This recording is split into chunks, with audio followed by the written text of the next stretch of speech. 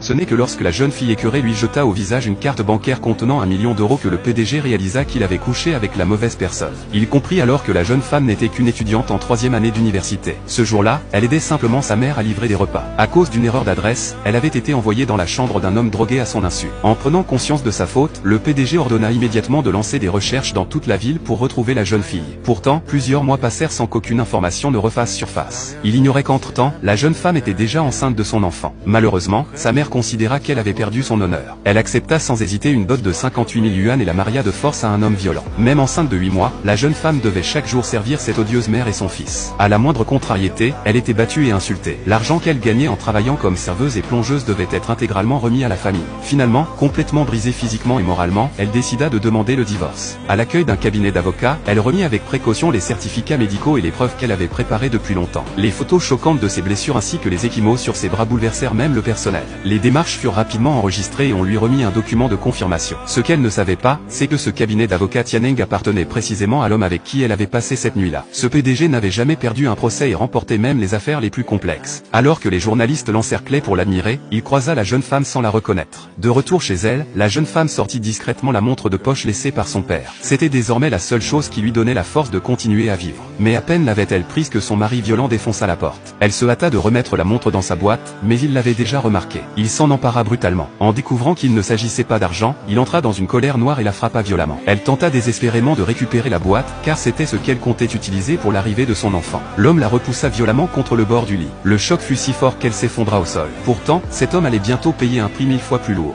De l'autre côté, un vieil homme impatient de tenir son arrière-petit-enfant se rendit au bureau de son petit-fils pour faire scandale. En feuilletant par hasard un dossier d'aide juridique, il découvrit qu'une jeune femme enceinte était battue par son mari. Furieux, il pressa son petit-fils d'aider cette malheureuse. Lorsque le PDG ouvrit le dossier, il reconnut immédiatement la jeune étudiante qu'il recherchait depuis 8 mois.